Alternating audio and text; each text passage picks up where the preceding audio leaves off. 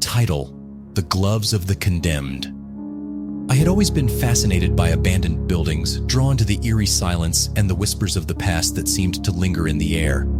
So when I heard about an old, decrepit boxing gym on the outskirts of town, I knew I had to explore it.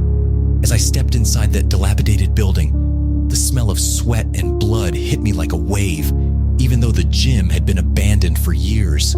The walls were lined with faded posters of long-forgotten fights, and the sound of creaking floorboards echoed through the empty space.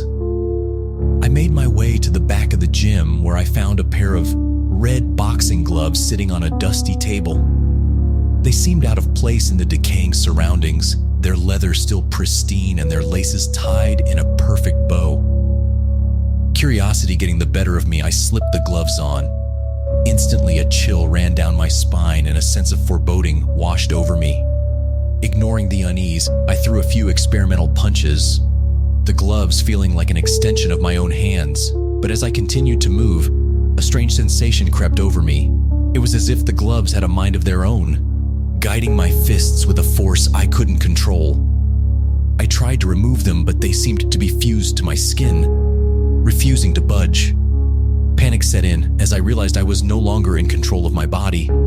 The gloves moved with a purpose of their own, striking out at invisible enemies with a speed and precision that was beyond human capability. I stumbled around the gym, a mere puppet to the malevolent force inhabiting the gloves. The walls seemed to close in around me, the shadows dancing with a life of their own, mocking my futile struggles. And then, as suddenly as it had begun, the movement stopped. The gloves fell limply to the ground, and I collapsed in a heap, gasping for air and covered in a cold sweat. As I lay there trying to make sense of what had just happened, a whisper brushed against my ear.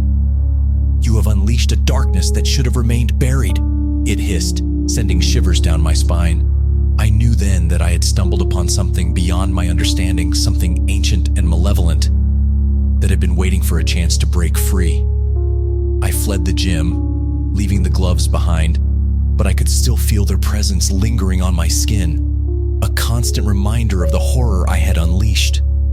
And as I lay awake at night, the whispers of the gloves haunted my dreams, promising a fate far worse than death for daring to disturb their slumber.